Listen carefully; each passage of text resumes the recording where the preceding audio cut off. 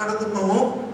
இந்த நாளினுடைய, இந்த உயிர்த்தெழுதல் நாளினுடைய செய்தியின் தலைப்பாக நம்ம தெரிந்து கொண்டிருப்பது உயிர்த்தெழுதலின் வல்லமை அப்படின்னு சொல்லி.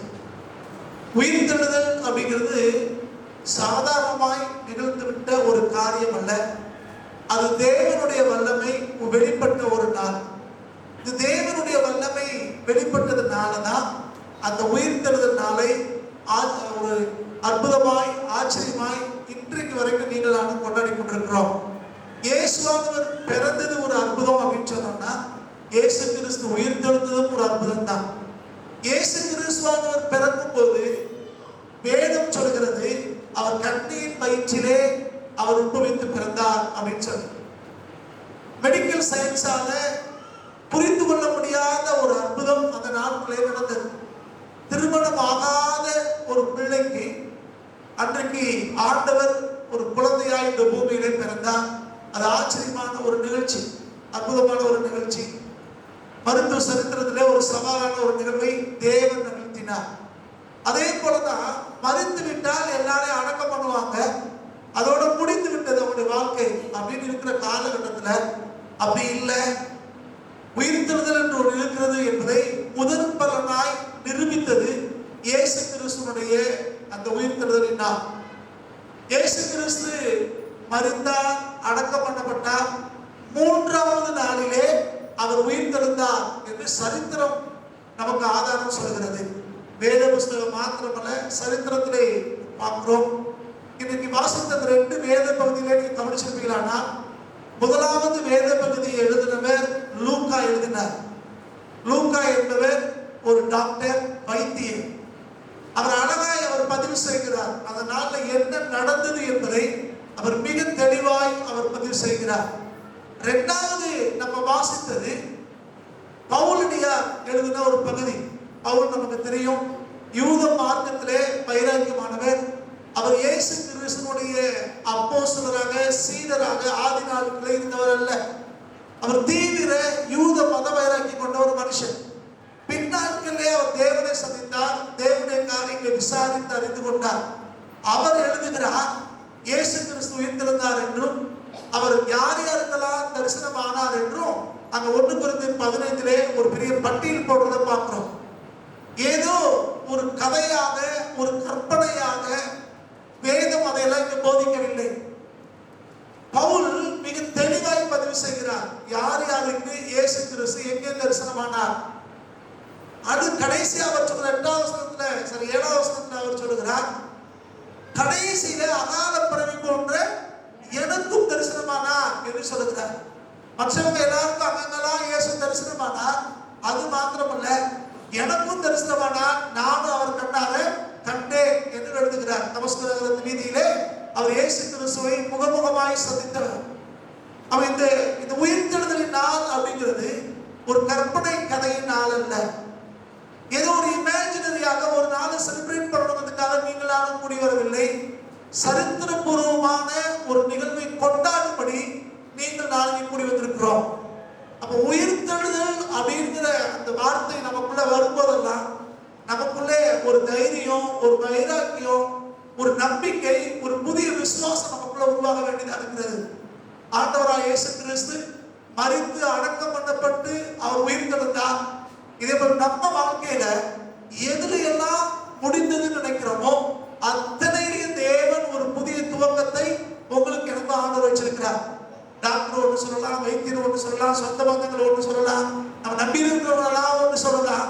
ஆனா சத்திய வேதம் சொல்கிறது, நீங்களும் நானும் ஆண்டவருக்குள்ளாய், கிறிஸ்துவுக்குள்ளாய் நம்ம காத்திருப்போம்னா, அவரை தேடுவோம் அப்படின்னா, அவருக்கு இடம் கொடுப்போம் அப்படின்னா, அவர் உங்களை என்னையும் மறுபடியும் தூக்கி நிறுத்துகிற ஆண்டவர்.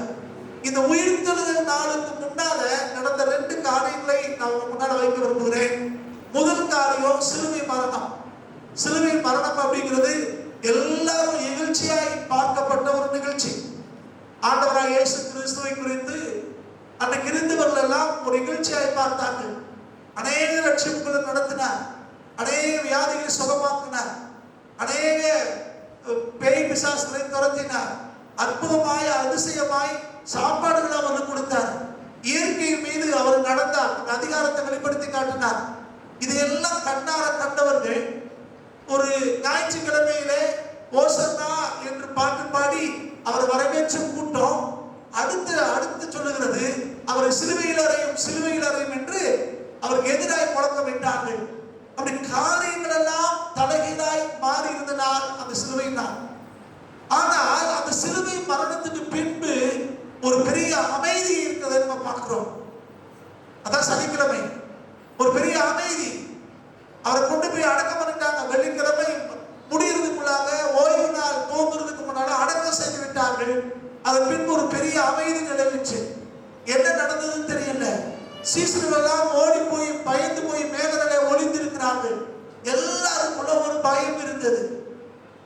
நம்மளை கொன்றுவாங்களோ, இயேசு கிறிஸ்துவுக்கு இந்த காரியம்னா நமக்கு என்னவாகுமோ என்று பயந்து கொண்டிருந்த ஒரு நேரம் அது. ஆனால் அந்த அமைதி, அந்த மறைவு அவர் வாழ்க்கையை அப்படியே தொடரவில்லை. அடுத்து ஞாயிற்றுக்கிழமை அதிகாலை வேளையிலே கல்லறைக்கு போன பெண்கள் வந்து தகவல் சொல்றாங்க, அவர் உயிர்த்தெழுந்தார் அப்படின்னு சொல்லி.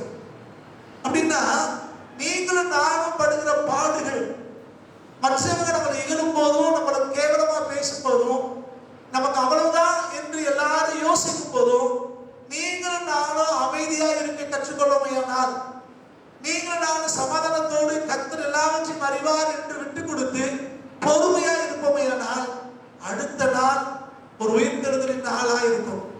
அடுத்த நாள் உயிர்த்தெழுதலின் வல்லமையை அனுபவிக்கிற ஒரு நாளா இருக்கும். ஒரு புதிய துவக்கத்தை, சரித்திரத்திலே மாற்றத்தை உண்டாக்குற ஒரு நாளை நீங்கள் நானும் வாழ்க்கையில் அனுபவிக்க முடியும். அவன் என்னதான் உபத்திரப்பட்டாலும், என்னதான் வேதனைப்பட்டாலும், எவ்வளவு கஷ்டங்கள் உங்களுக்கு எனக்கு வந்தாலும் தேவ சமூகத்திலே காத்திருக்கிறதை, பொறுமையா இருக்கிறதை, அமைதியா இருக்கிறதை ஒருபோதும் விட்டுவிடக்கூடாது. அப்படி இருக்கும் போதுதான் இந்த மகிமையின் வல்லமையை, உயிர்த்தெழுதலின் வல்லமையை நீங்கள் நானும் அனுபவிக்க முடியும். அப்போ ஒரு சிலுவை மரணத்துக்கும் ஒரு உயிர்த்தெழுதல் நாளுக்கு இடையிலே ஒரு அமைதி நாள் என்று ஒன்று இருக்கிறது. இந்த அனுபவம் நமக்கு தேவை. இதுதான் சத்தியம் சொல்கிறது. நீங்க சும்மா இருப்பீர்கள், கர்த்தர் உங்களுக்காக யுத்தம் செய்வார். அப்ப தேவன் நமக்காக யுத்தம் செய்யணும்னா நீங்களும் நானும் பொறுமையா ஒரு சமூகத்திலே விட்டு கொடுக்க வேண்டியதாக இருக்கிறோம். சரி, அப்படி செய்யும் போது தேவன் இந்த காரியங்களை செய்வார். சரி, அப்ப உயிர்த்தெழுதல் அப்படின்னு சொல்லும் போது இயேசுவானவர் சரீரத்திலே உயிர்த்தெழுதலை நீங்கள் நானும் கொண்டாடுகிறோம். அதை புரிந்து கொள்ள வேண்டும். உயிர்த்தெழுதல் நாள் அல்லது ஈஸ்டர் நாள் அப்படின்னு நம்ம சொல்றோம்னா இயேசுவானவர் ஆவியிலே உயிர்த்தெழுந்தார் அப்படிங்கிறது இல்லை. நீங்க புரிந்து கொள்ளணும். இன்னைக்கு அநேக பிரசங்கமாரும் விசுவாச மக்களும் எதை பேசினாலும் எதை வாசித்தாலும் நம்ம எல்லாத்துக்கும் ஒரு ஆவிக்குரிய விளக்கம் வச்சிருக்கோம். அப்படி இப்படின்னு யோசிச்சுட்டே இருக்கும். ஆனா எழுத்தின்படியாக உயிர்த்தெழுதல் நாள் அப்படின்னா மரித்து, அதுவும் சிலுவையிலே மரித்து அடக்கம் பண்ணப்பட்ட இயேசு கிறிஸ்துவுடைய சரீரம் உயிர்த்தெழுந்ததை குறிக்கிற ஒரு நாள். சரீரம் உயிர்த்தெழுந்தது. எசேக்கியேலை வாசிக்கும் போது அவர் சொல்லுகிறார், உலர்ந்த எலும்புகள் உயிரிழந்தது என்று ஒரு பதிவு செய்கிறார். அதுவும் எப்படிப்பட்ட எலும்பு? வளர்ந்த எலும்புகளா?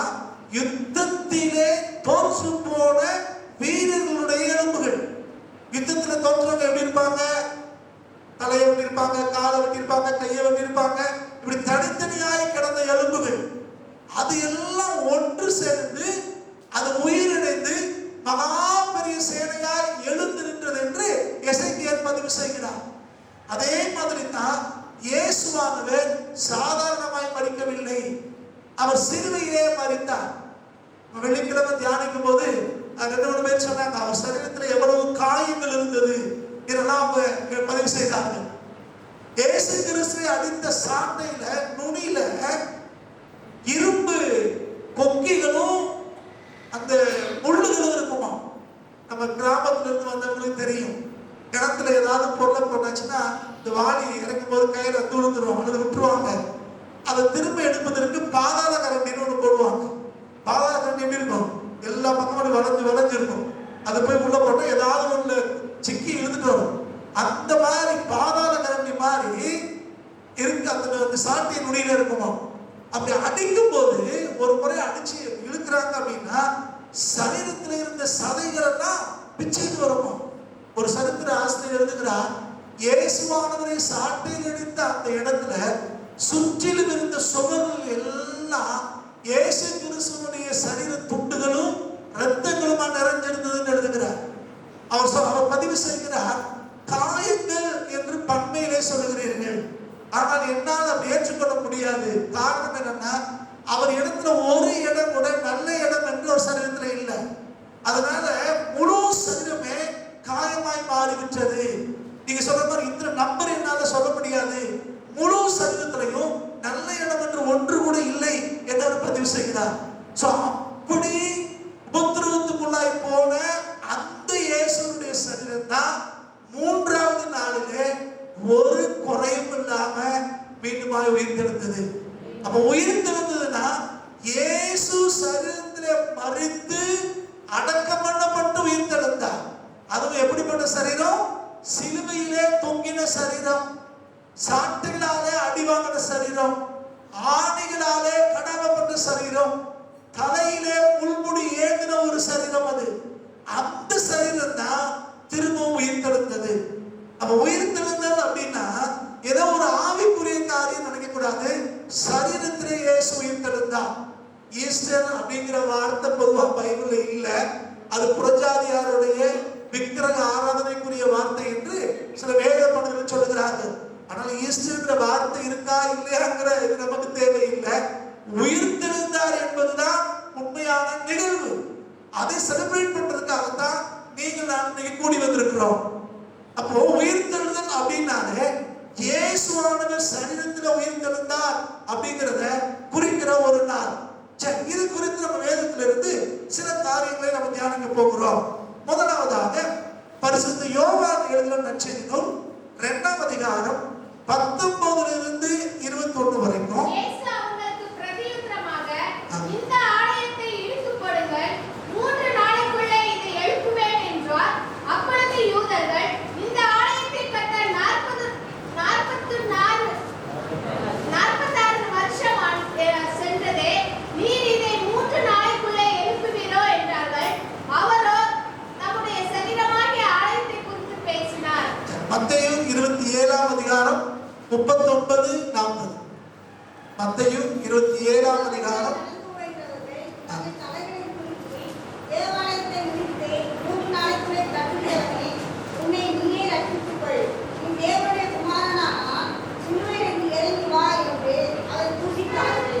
இது இயேசுவானவர் சொன்னதும் இயேசுவானவர் மரணத்தை குறித்து மற்றவர் சொன்ன வார்த்தை பார்க்கிறோம். முதல்ல யோவான் எதை பதிவு செய்கிறாருன்னா, ஆண்டவராக இயேசு கிறிஸ்து அன்றைக்கு ஜீவிக்கும் போது அந்த வழியாக கடந்து போகிறார், தேவாலயத்தின் வழியாக கடந்து போகிறார். அப்ப ஆண்டவர் சொல்கிறார், இந்த ஆலயத்தை இடிச்சு போட்டீங்கன்னா 3ஆவது நாளிலே அது திரும்ப கட்டப்படும் அப்படின்னு அவர் சொன்னார்.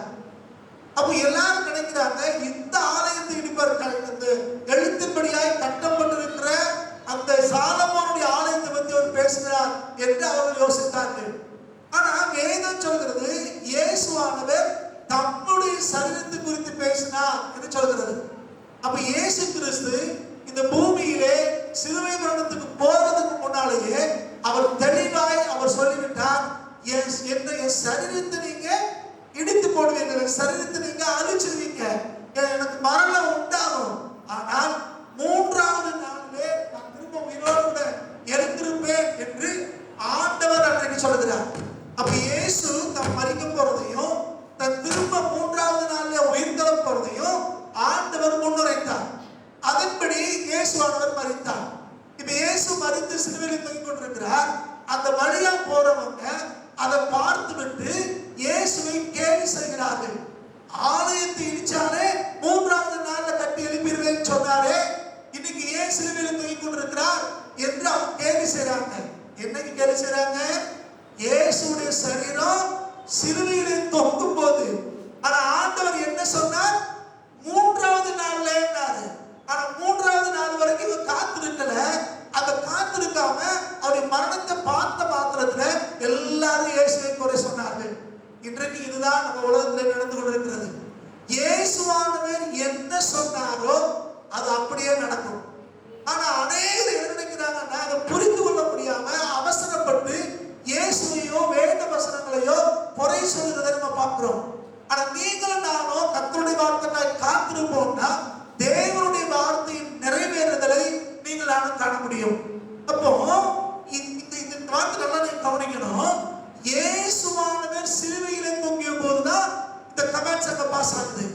என்ன சொல்றாங்க? நம்ம எல்லாருக்கும் தெரிஞ்சிருக்கோம். அந்த நாட்களிலே ரோமர்கள் ஒரு சிலுவையில அடிக்கணும்னா எங்கேயோ போய் தூரத்துல கல்லறை இருக்கிறதுல அடிக்க மாட்டாங்க. எங்க அடிப்பாங்கன்னா எருசலேம் நகரத்துக்கு வெளியிலே அடிப்பாங்களா, ரோட்டு மார்க்கமாய் அடிப்பார்கள். அப்பதான் எருசலேம் ஊருக்குள்ள வர்றவங்களும் போறவங்களும் அங்கே தொங்குகிற அந்த சரீரத்தை பார்க்க முடியும். எதுக்குன்னா அவங்களை பயமுறுத்துவதற்காக. நாம அரச குற்றம் செஞ்சோம்னா, தேச துரோகம் சொன்னோம்னா நம்மளே இப்படித்தான் அடிச்சு கொண்டுருவாங்கிற பயம் வரணுங்கிறதுக்காக அப்படி தங்குவாங்களாம். அடிச்சு அங்க சிலுவையில தொங்க விடுவார்கள். அது மாத்திரமல்ல, அங்கே அந்த சிலுவையில தொங்குறவங்க கூப்பிடுற அந்த கூக்குரல் ஊருக்குள்ள கேட்குமா. அப்ப ஊருக்குள்ள இருக்கிற அம்மா பாரு பிள்ளைகளுக்கு சாப்பாடு கொடுக்கும் போது பிள்ளைகளுக்கு புத்தி சொல்லுவாங்களா, ஒழுங்கா சட்டப்படி நடக்கணும். ஏதாவது தப்பு செஞ்சேன்னா அந்த மாதிரி ஒரு சிலுவையில் அழுதுட்டு இருக்கா பாரு, அதே மாதிரிதான் அடிச்சு கொண்டுருவாங்க என்று பிள்ளைகளை பயமுறுத்தி வளர்ப்பார்களா. இப்படிப்பட்ட ஒரு சூழ்நிலை. ஆனா அந்த நாட்கள்ல தான் இயேசுவானவர் சிலுவையில தொங்குகிறார். அப்ப இவங்க எப்படி பார்த்திருப்பாங்க? இயேசுடைய மரணத்தை ஒரு இயலாமையாய், ஒரு தோல்வியாய், எல்லாம் முடிஞ்சு போச்சுன்னு நினைச்சாங்க. அவங்க ரொம்ப கேவலமா சொல்றாங்க, ஆலயத்தையே 3 நாள் திரும்ப கட்டுவேன்னாரு, இப்ப என்ன நடந்துருச்சு? மற்றவங்களை ரட்சிக்கிறேனாரு, தன்னைத்தானே ரட்சித்துக் கொள்வதற்கு திராணி இல்லை என்று சொல்லி ஆண்டவரை விமர்சிக்கிறார்கள். ஆனா சத்திய வேதம் சொல்கிறது, இயேசுவானவர் 3வது நாளிலே அவர் உயிர்த்தெழுந்தார். இன்னும் சொல்ல போனா சீசர்கள் போய் பார்க்கிறாங்க, இயேசு உயிர்த்தெழுந்தார். அதுக்கு பிறகுதான் அவங்க நினைவு கூறுகிறாங்க, அவர் 3வது நாள் உயிர்த்தெழுந்தார் சொன்னாரே என்பதை. 3 ஆண்டு காலம் கிறிஸ்துவோடு இருந்தவங்களே இயேசு 3வது நாள் உயிர்த்தெழுவார் என்பதை மறந்து போனார்கள். அப்ப நீங்களும் நானும் ஒன்றை மனசுக்கு தெளிவா வச்சுக்கணும், நம்ம ஆண்டவர் சொன்னது எதுவும் நிறைவேறாம போறதே இல்லை. கர்த்தர் சொன்னது எல்லாம் அப்படியே நிறைவேறுகிற ஒன்று. அப்ப நீங்களும் நானும் புரிந்து கொள்ளணும், இந்த உயிர்த்தெழுதல் நாளிலே எது எல்லாம் முடிஞ்சு போச்சுன்னு நினைச்சோமோ, எது எல்லாம் நடக்கணும்னு நினைச்சோமோ, எதுக்காகலாம் காத்திருக்கிறோமோ, அது எல்லாம் வேத வசனங்களின்படி, தேவன் நமக்கு வாக்கு பண்ணிருக்கிறபடி, தேவன் நம்ம கொடுத்திருக்கிற தரிசனங்களின்படி, தேவன் ஏற்ற சமயத்திலே அவர் பதில் தருகிற ஆண்டவர். அப்ப இயேசுவானவர் 3வது நாளிலே உயிர்த்தெழுந்தார். சரீரத்திலே அவர் உயிர்த்தெழுந்தார். அவர் என்ன வாக்கு பண்ணாரோ அல்லது என்ன மற்றவர்களுக்கு சொன்னாரோ அந்த வசனத்தின்படியே அவர் உயிர்த்தெழுந்தார். அப்ப நம்ம வாழ்க்கையிலையும் தேவன் அமிதமாகவே செய்வார். இதுல இன்னொரு ஆச்சரியம் என்னன்னா, இயேசுவை சிறைப்படுத்தினதுக்கு பின்னால எல்லாரும் விட்டு ஓடி போயிட்டாங்க. தூரத்திலே சில சீசலோடு பின்தொடர்ந்தாங்கன்னு போட்டிருக்கு. அவங்களும் அரமனைக்குள்ள மறைஞ்சிருந்துதான் இயேசுடைய விசாரணை கவனிச்சாங்க. அரமனைக்குள்ள இயேசுவை விசாரிக்கும் போது கூட வெளியிலே முற்றத்தில் இருந்தவர்கள், வராண்டால இருந்தவங்க தன்னை யாரோ என்றுதான் காண்பித்துக் கொண்டார்கள். இயேசுவோடு உள்ள தொடர்பை அங்கே அவர்கள் மறைத்தார்கள். பயந்து அவங்க மறைக்கத்தான் செஞ்சாங்க. அவங்க கூட இருந்தவங்க எல்லாம் ஓடி போயிட்டாங்க. ஆனா இந்த பயத்திலே அவங்க ஓடி போனாங்க. அவர் உயிர்த்தெழுந்தாருங்கிற செய்தியை கேட்டு இப்ப பயமெல்லாம் துரத்தப்பட்டு இயேசுவை காணும்படி திரும்பி வந்தார்கள். அப்போ உபத்திரவங்கள், பாடுகள், பிரச்சனை வரும்போது யாரெல்லாம் நம்மளை விட்டு ஓடுனாங்களோ அவங்க எல்லாரும் உயிர்த்தெழுதலின் வல்லமை நம்ம வாழ்க்கையில செயல்பட ஆரம்பிக்கும் போது, கர்த்தர் நம்மளை திரும்ப தூக்கி நிறுத்தும் போது போன ஆட்கள் எல்லாம் திரும்ப வருவாங்க. எல்லாரும் திரும்ப வருவாங்க. ஆச்சரியப்பட்டு பார்ப்பாங்க, இது எப்படி சாத்தியம் என்று அவர்கள் நம்ம நோக்கி ஓடி வருவார்கள். அப்படிப்பட்ட கிரியையை நடப்பிக்கிற ஒரு நாள் தான் இந்த உயிர்த்தெழுதலின் நாள். அப்படிப்பட்ட விசுவாசத்தை நம் மனதில் பதிக்கிற ஒரு நாள் தான் இந்த உயிர்த்தெழுதலின் நாள். அப்ப உயிர்த்தெழுதலின் வல்லமை அப்படின்னா எழுத்தின் பிரகாரமாய் எதையெல்லாம் முடிஞ்சு போச்சு இனி அவ்வளவுதான் அப்படின்னு நினைக்கிறோமோ அத்தனையும் தேவன் திரும்பவுமாய், அற்புதமாய், அடையாளமாய் நம்மளை தூக்கி நிற்கிற ஒரு நாள் தான் இந்த உயிர்த்தெழுதலின் நாள். அந்த விசுவாசமும் அந்த நம்பிக்கையும் நம்ம மனசுல தங்கி இருக்கட்டும். தேவன் நம்மளை தொடர்ந்து அவர் நடத்துவார். சரி, இப்போ இயேசு கிறிஸ்துவினுடைய சரீரம் உயிர்த்தெழுந்தது அப்படின்னு நம்ம பார்க்கிறோம். இப்ப இயேசு கிறிஸ்துவின் சரீரம்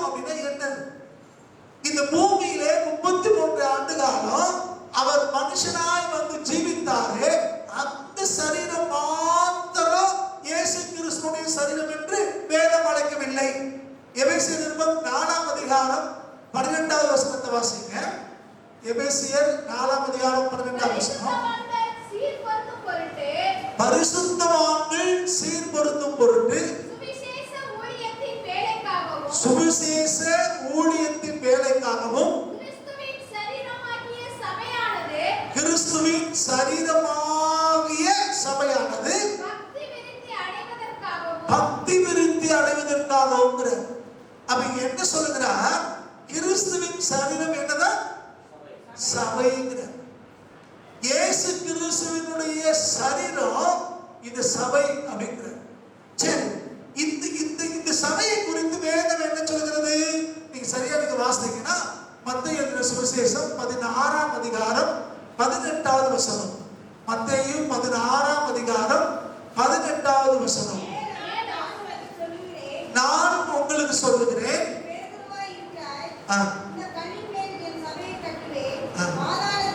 பாதாளத்தின் வாசல் அதை மேற்கொள்வதில்லை. பாதாளத்தின் வாசல் சபையை மேற்கொள்ளாதான். இயேசு கிறிஸ்துவினுடைய சரீரம் சிலுவையை மறித்து அடக்கம் பண்ணப்பட்டு 3வது நாளிலே உயிர்த்தெழுந்தது. அதே மாதிரி இயேசு கிறிஸ்துவின் சரீரமாய் சொல்லப்பட்டிருக்கிற இந்த சபையும் எத்தனை உபத்திரவத்துக்குள்ளாய், கஷ்டங்களுக்குள்ளாய், நெருக்கங்களுக்குள்ளாய் கடந்து போனாலும் பாதாளத்தின் வாசல்கள் இந்த சபையை ஒருபோதும் மேற்படுதே இல்லை. அமைதியா இருக்கீங்க? நாங்க தூக்கம் குறிச்சா பாதாளத்தின் வாசல்கள் சபையை மேற்கொள்ளாத. அப்ப தேவன் ஒரு வாக்கு பண்ணியிருக்கிறார். நாங்க காலையில யோசித்தேன், போன வருஷம் குட் ஃப்ரைடே கிடையாது, ஈஸ்டர் கிடையாது, அப்படித்தானே? எந்த இது கொண்டாட முடியல. நிறைய பேர் சொன்னாங்க இது எவ்வளவு நாள் தான் தொடருமோ அப்படின்னு. ஆனாலும் கர்த்தர் மீண்டுமா இன்னைக்கு முகமுகமாய் எல்லாரும் சந்திக்கவும், கர்த்தருடைய ஆலயத்திலே இந்த குட் ஃப்ரைடே ஈஸ்டர் இந்த வருஷம் செலிப்ரேட் பண்ணவும் தேவன் நமக்கு கிருபை செய்தார். அதாவது சபை கட்டடத்தை பூட்டலாம், ஆனால் வேத வசனங்களையோ சுவிசேஷ ஊழியங்களையோ சபை என்கிற கிறிஸ்துவுடைய சரீரத்தையோ யாரும் தடுக்கவே முடியாது. இந்த வார்த்தை உங்களுக்கு புரியுதா? இயேசு கிறிஸ்துவினுடைய சரீரமா இருக்கிற சபையை யாரும் தடுக்க முடியாது. சபை கட்டிடத்தை வேணா யாரும் பூட்டலாம், தடை செய்யலாம். கிறிஸ்துவின் சரீரமாகிய சபைக்கு விரோதமாய் ஒருவரும் ஒரு காலம் ஒண்ணு செய்யவே முடியாது. அதான் அவர் சொன்னார், பாதாளத்தின் வாசல்கள் சபையை மேற்கொள்வது இல்லைங்கிறார். சரி, அடுத்து அப்ப இப்ப சபை கிறிஸ்துவனுடைய சரீரங்கிறது என்னது? சபை தான் கிறிஸ்துவனுடைய சரீரங்கிறார். அடுத்து பாத்தீங்கன்னா அப்ப இந்த கிறிஸ்துவின் சபைங்கிறது என்னது? கிறிஸ்துவின் சரீரங்கிறது சபை. இந்த சபை அப்படிங்கிறது என்னது அப்படின்னு பார்த்தோம்னா அதுக்கு ஒரு விளக்கம் கொடுக்கிறார். எடுத்தவரை வாசிங்க.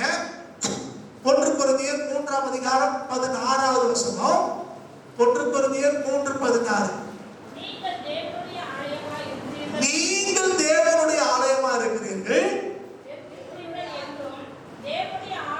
தேவனுடைய ஆவியானவர் உங்களிலே வாசமா இருக்கிறார் என்றும் நீங்கள் அறியீர்களா அப்படிங்கிறார்.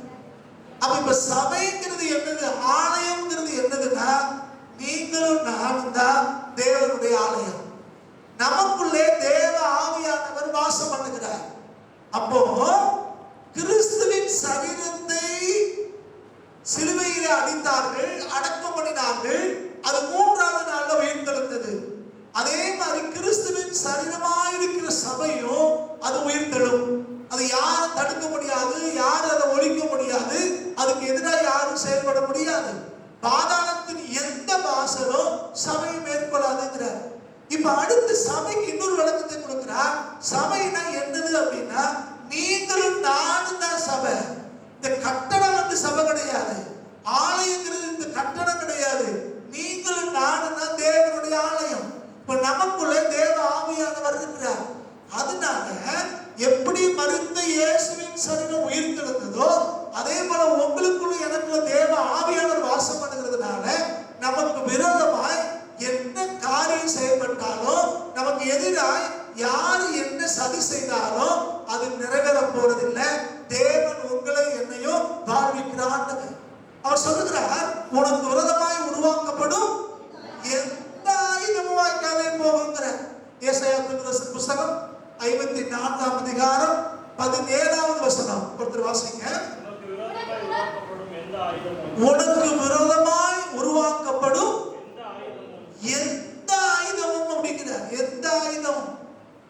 எந்த ஆயுதம்னா உலகத்தில் இருக்கிற எல்லா ஆயுதம். எப்படிப்பட்ட ஆயுதத்தை உனக்கு விரோதமாய் பிசாசோ ஜனங்களோ உருவாக்கி பயன்படுத்தினாலோ அது நமக்கு எதிராக நடக்கவே நடக்காது.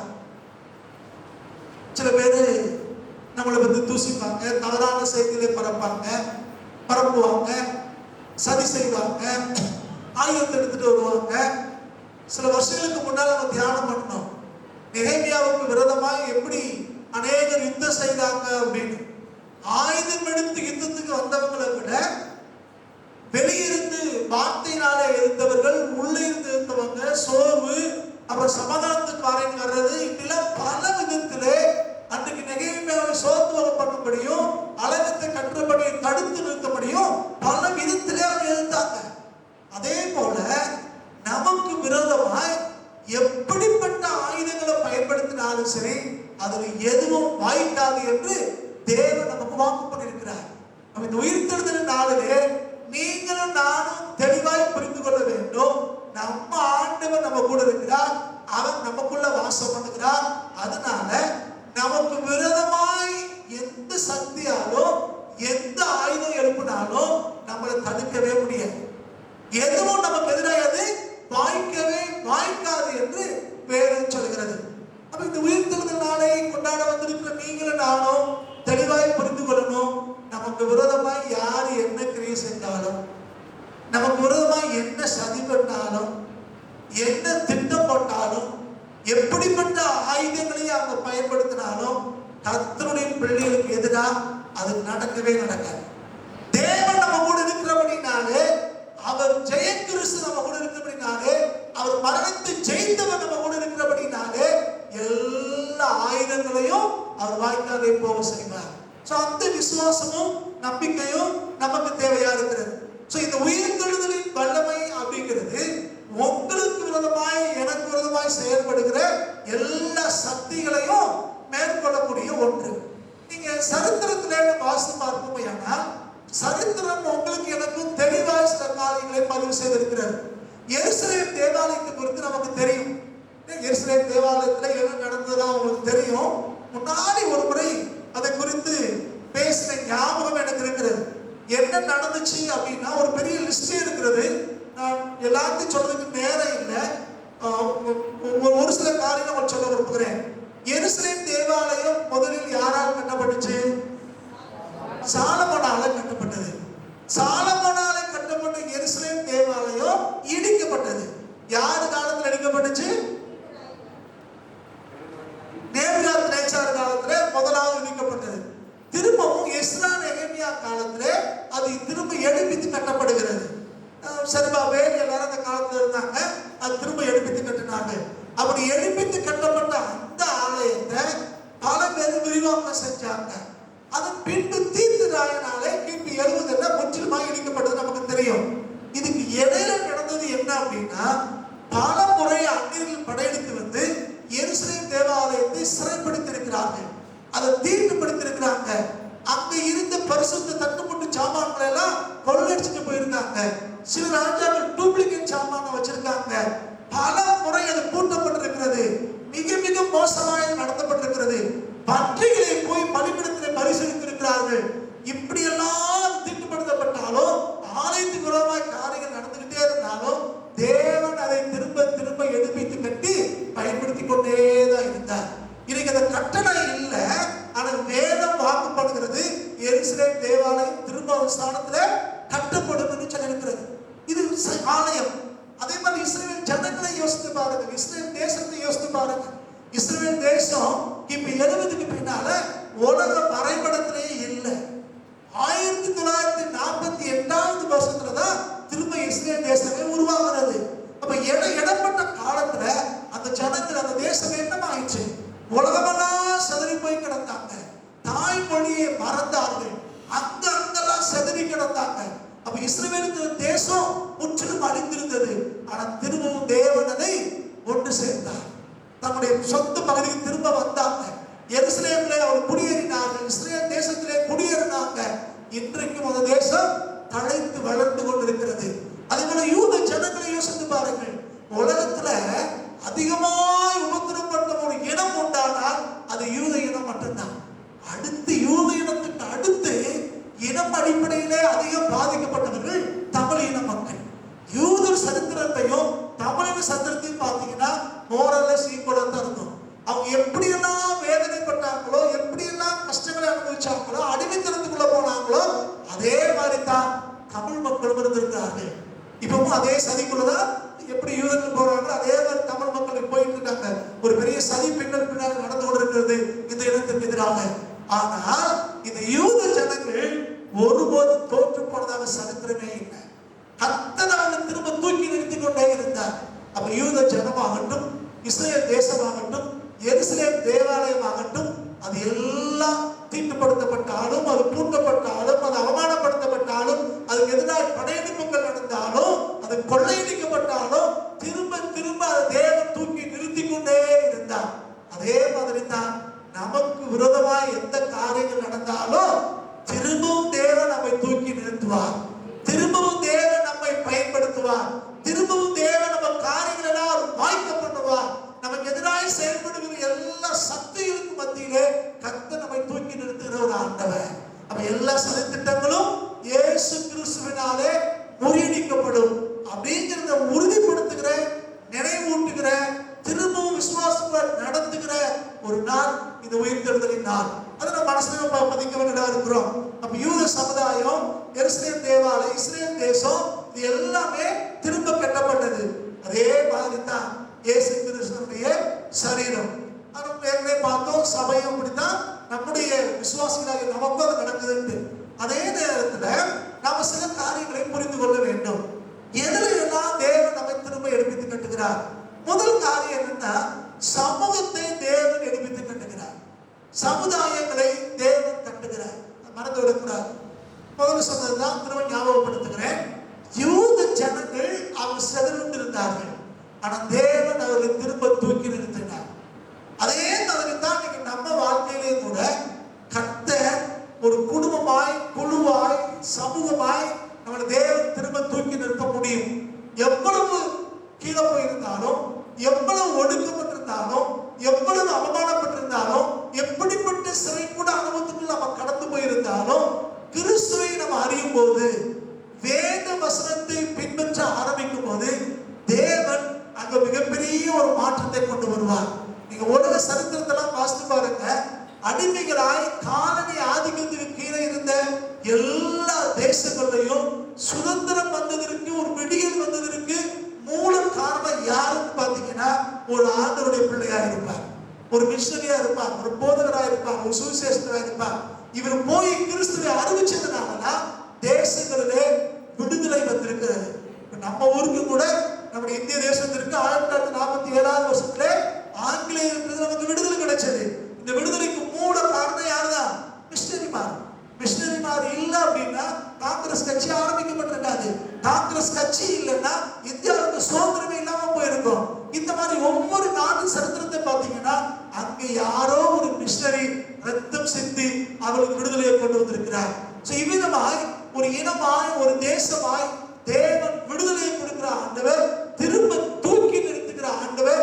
அப்படிப்பட்ட ஒரு தூக்கி நிறுத்துறத, ஒரு உயிர் திறந்த ஒரு வல்லமையை உங்களுடைய வாழ்க்கையில இயேசுவால் செய்ய முடியும். குழுவாக, இனமாக தூக்கி நிறுத்த முடியும். அப்ப இந்த தேசம் விடுதலைக்குள்ள வரணும்னா, இந்த தேசம் உண்மையான சுதந்திரத்தை அனுபவிக்கணும்னா, இந்த தேசத்துல அநீதிகள் ஓயணும்னா, சட்டத்தின் ஆட்சி இருக்கணும் அப்படின்னா கிறிஸ்து ஒருவரே பதில். கிறிஸ்துவனுடைய வார்த்தை மாத்திரமே இதை செய்ய முடியும். மற்றபடி பூரணமான விடுதலையை எந்த ஒரு தேசமும் அனுபவிக்க முடியாது. இஸ்ரவேலர்கள் ஒரு காரியங்கள் நடந்தது அவங்க வாழ்க்கையில. இரண்டாவதாக பார்க்கிறோம், நீங்க தாவீது, ஆபிரகாமை பார்க்கலாம். இவங்க ரெண்டு பேருமே இழந்ததை திரும்ப பெற்றுக் கொண்டார்கள். இந்த எருசலேம் தேவாலயமும் இஸ்ரவேல் தேசமும் திரும்ப கட்டப்பட்டது. அது திரும்ப கட்டப்பட்டது. இயேசு திரும்ப உயிர் தெழுந்தது போல அவை திரும்ப கட்டப்பட்டது. அதே மாதிரி தான் ஆபிரகாமும் தாவீதும் திரும்ப பெற்றுக் கொண்டார்கள். எதை திரும்ப பெற்றுக் கொண்டாங்க? நீங்க ஆதியாகமம் 14ஆம் அதிகாரம் 16ஆவது வசனத்தை வாசிங்க. சகல பொருட்களையும் திருப்பி கொண்டு வந்தான்.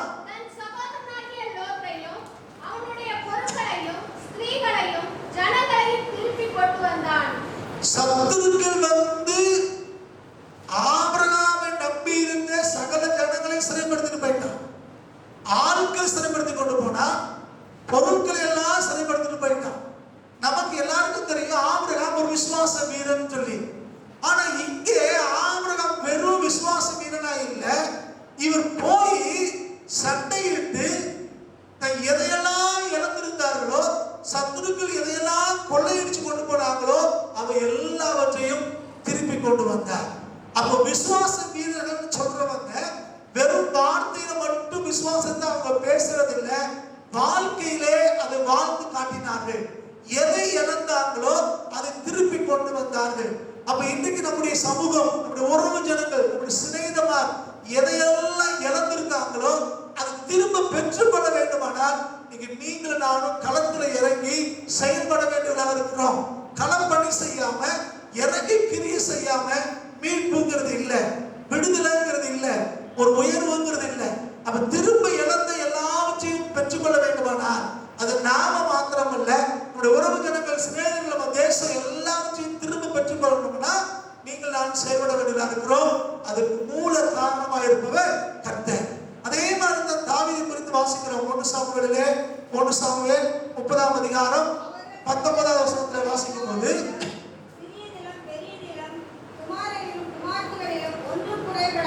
ஒன்றும் குறைவுபடாமல் எல்லாவற்றையும் தாவீது திருப்பிக் கொண்டார். ஒன்றிலும் குறைவிடாமல்.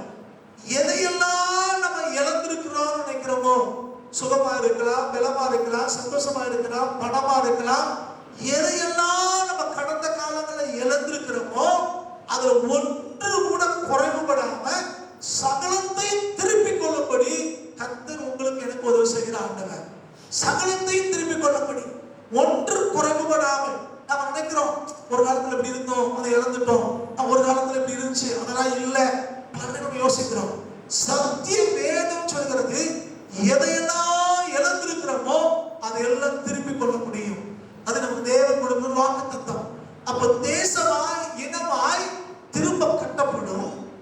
தனிநபர்களாய், குடும்பங்களாய் எதை இழந்திருக்கோமோ அதை திருப்பிக் கொள்ள முடியும்.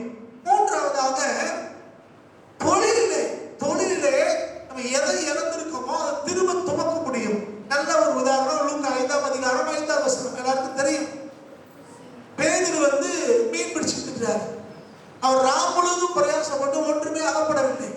இவர் கிறிஸ்துவனுடைய வார்த்தையை கேட்டதுக்கு பின்னால இயேசுவானவர் சொல்லுகிறார், இந்த படகை கொண்டு போய் ஆழத்தை திறந்து போய் வளைய போடுனார். வேதம் சொல்கிறது, எந்த கடலிலே மீன் கிடைக்கவில்லையோ, எந்த படகை பயன்படுத்தி அவரால் மீன் பிடிக்க முடியலையோ, எந்த படகை பயன்படுத்தி வெறுங்கையோட வந்தாரோ அதே கடல், அதே படகு, அதே வலை, அதே நபர். ஒரு வித்தியாசமே இல்லை.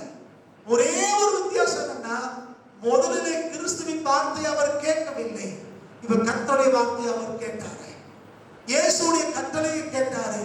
இப்ப அதன்படி அவர் செயல்படுகிறார்.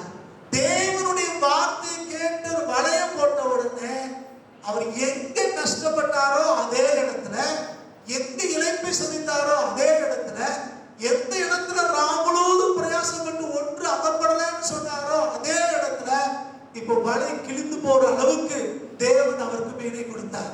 அப்ப நம்ம இழந்த தொழில்களை, நஷ்டங்களை தேவன் திரும்ப நம்ம ஆசீர்வாதம் தூக்கி நிறுத்துகிற ஆண்டவர். அப்ப உயிர் தெழுந்த இயேசு கிறிஸ்து எல்லாம் முடிஞ்சு போச்சு நினைக்கும் போது அவர் திரும்ப எப்படி உயிர்ப்பித்து வந்தாரோ அதே போல நம்முடைய தொழில்களை அவர் திரும்பவும் உயிர்ப்பிக்க முடியும். எல்லாம் முடிஞ்சு போச்சு. கொரோனா காலம், ஒரு வருமானமே இல்லை, தொழில் இல்லை, கஸ்டமர்ஸ் வரல, மார்க்கெட்ல பலவிதமான செய்திகளை நம்ம கேட்கிறோம், அவ்வளவுதான், ஒண்ணுமே முடியல, முடங்கி போயிட்டோம் அப்படிங்கிறாங்க. சத்திய வேதம் சொல்கிறது, முடங்கி போன வாழ்வை தூக்கி நிறுத்தினா நம்முடைய ஆண்டவர். உணவன் மாலை போன துள்வான அந்த அளவுக்கு தேவன் உங்களை என்னையும் திரும்ப தூக்கி நிறுத்த விரும்புகிறார். அப்படி தூக்கி நிறுத்துவார்ங்கிற விசுவாசத்தை கொடுக்கிற ஒரு நாள் தான் இது உயிர்த்தெழுதலின் நாள். அப்ப உயிர்த்தெழுதலின் வல்லமை அப்படின்னு சொன்னா எதுலாம் முடிஞ்சு போச்சு நினைக்கிறோமோ அது திரும்ப தேவன் ஒரு மறுவாழ்வை நமக்கு கொடுக்கிற ஒரு ஆண்டவர். யோபுடைய வாழ்க்கை நமக்கு எல்லாருக்கும் தெரியும். யோபு 42ஆம் அதிகாரம் 12ஆவது வசனம் அங்கே வாசிக்கிறோம். அவர் சொத்துக்களை இழந்தார், பிள்ளைகளை இழந்தார், சுகத்தை இழந்தார். இழப்புக்கு நல்ல ஒரு உதாரணம் இது யோபு. சாத்தான் ஒன்னு தூசிக்க வைக்கிற பாருங்க அப்படின்னு யோபுவை பத்தி பேசுகிறான் ஆண்டவர் இடத்துல. அவன் சும்மா புகழ்ந்துட்டு இருக்கா, நீ அவனை தொடும், அவ்வளவுதான், அவங்க தூசிச்சிருவான் அப்படின்னு சொல்றாரு. இதே வார்த்தையா அவருடைய மனைவி பின்னால சொல்றாங்க, நீ அவரை தூசித்து உங்களுடைய ஜீவனை விடும் அப்படின்னா. இதைத்தான் எதிர்பார்க்கிறான் சாத்தான். நீங்களும் நானும் தேவனை தூசிக்கணும், தேவனை விட்டு விலகணுங்கிறதா சாத்தானுடைய எதிர்பார்ப்பு. ஆனா இவர் சொல்றாரு, என்ன பைத்தியக்கார மாதிரி பேசிட்டு இருக்க, என்ன பைத்தியக்கார மாதிரி பேசுற. ஏன்னா யோபுவுக்கு தெரியும் கர்த்தர் கிரியை செய்கிற ஆண்டவர். இங்க வாசிக்கிறோம் 42ஆம் அதிகாரம் 12 வாசிங்க. கர்த்தர் யோபுவின் முன்னிலைமையை பார்க்கிலும் அவன் பின்னிலைமையை ஆசீர்வதித்தார். முன்னிலைமையை பார்க்கிலும் பின்னிலைமையை ஆசீர்வதித்தார். அப்ப இயேசு கிறிஸ்து நம்ம கடந்த கால முன்னிலைமையை காட்டிலும் நம்ம அவரை சார்ந்திருக்கும் போது, அவர் நம்பி இருக்கும் போது, அவருக்காய் காத்திருக்கும் போது அவர் திரும்பவும் நம்மை தூக்கி நிறுத்துகிற ஆண்டவர். முன்னிலைமையை விட பின்னிலைமையை அதிகமாக ஆஸ்வதிக்கிறவர். வாசிங்க. 14,000 ஆண்களும் நீங்க முன்னால பாத்தீங்கன்னா இதுல பாதிதான் இருந்துச்சு. இப்ப 2 மடங்கு ஆசீர்வாதம் தேவன் அவர் கொடுக்கிறார். எல்லாத்துலயும் 2 மடங்கு. வாசிங்க. 6,000 ஒட்டகங்களும் 1,000 ஏர்களும் 1,000 கழுதைகளும் அவனுக்கு உண்டாயின. 7 குமாரரும் 3 குமாரத்திகளும் அவனுக்கு பிறந்தார்கள். 10 பிள்ளை பிறந்தாங்க. முதல்ல 5 இருந்து 10 ஆயிடுச்சு. எல்லாமே 2 மடங்கு. அப்ப தேவன் நம்ம இழந்தவற்றை, அது வேலையா இருக்கலாம், பொருட்களா இருக்கலாம், குடும்பமா இருக்கலாம், சுகமா இருக்கலாம், எல்லாவற்றையும் 2 மடங்கு தேவன் திருப்பி கொடுத்தார். இதுதான் அந்த உயிர்த்தெழுதலுடைய வல்லமை. எல்லாம் முடிஞ்சு போச்சு அவ்வளவுதான் அப்படின்னு சொல்லும் போது இயேசுவான இல்லையில முடிஞ்சோன்னு போயிடல, நான் இருக்கிறேன், திரும்ப உன்னை தூக்கி நிறுத்துவேன், திரும்ப உன்னை வாழ வைப்பேன் அப்படிங்கிறத உறுதிப்படுத்துகிறனால தான் இதை உயிர்த்தெழுதலினார். நம்ம வாழ்க்கையில நினைக்கலாம், அவ்வளவுதான் எங்க குடும்பம் முடிஞ்சு போச்சு, எங்க தொழில் முடிஞ்சு போச்சு, எங்க வருமானம் முடிஞ்சு போச்சு, எதிர்காலம் முடிஞ்சு போச்சு நாம நினைக்கலாம். ஆனா வேத வசனம் சொல்கிறது முடிவுங்கிறது நமக்கு அல்ல. முடிவுங்கிறது தேவனுடைய பிள்ளைகளுக்கு கிடையவே கிடையாது. தேவன் வருகிற வரைக்கும் அல்லது நாம இந்த பூமியை விட்டு போற வரைக்கும் தேவன் உங்களை என்னையும் தூக்கி நிறுத்திக்கிட்டே தான் இருப்பார். அதான் வேதம் சொல்றது, நீதிமான் 7 முறை விழுந்தாலும் திரும்ப. அது 7ங்கிறது பரிபூரணத்தை குறிக்கிற வார்த்தைன்னு சொல்லுவாங்க. 7 அப்படின்னா கம்ப்ளீட்னஸ். அப்புறம் மொத்தமா விழுந்து போயிட்டான்னு அர்த்தம். 7 முறை விழுந்தான்னு அர்த்தம். அவ்வளவுதான், கம்ப்ளீட்டா ஓய்ச்சு போனான்னு அர்த்தம். அப்படி 7 முறை அவன் கம்ப்ளீட்டா விழுந்து போனா கூட திரும்பவும் தேவன் தூக்கி நிறுத்துகிறாங்க. சோத்திரம். அவன் நம்ம வாழ்க்கையிலே கூட ஒரு விசுவாச நம்பிக்கை நமக்கு தேவை.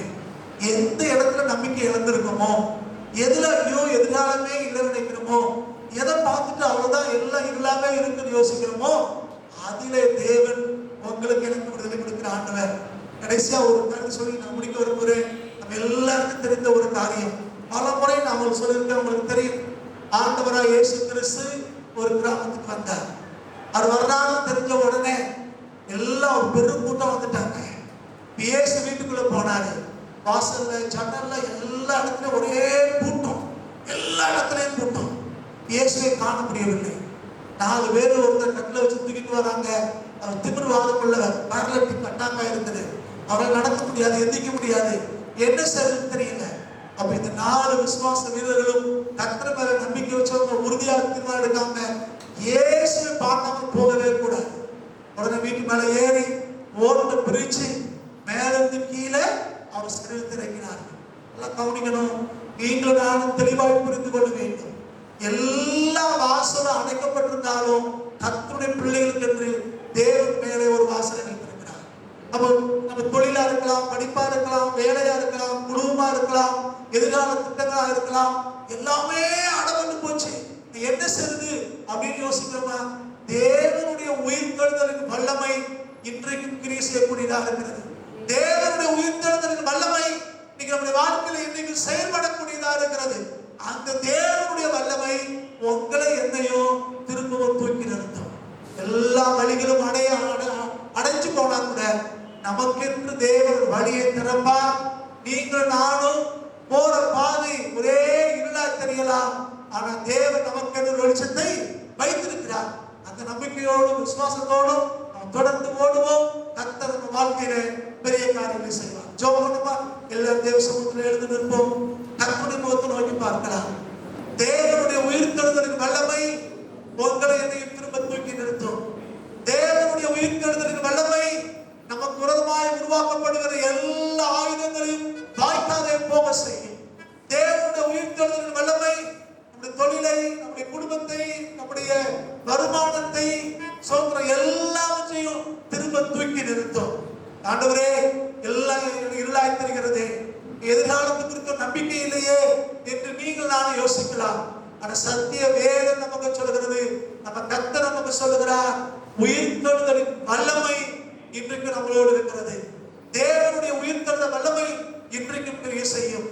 இயேசுவானவர் சரீரத்திலே மரித்து அடக்கம் பண்ணப்பட்டு உயிர்த்தெழுந்தது போல நீங்களும் நானும்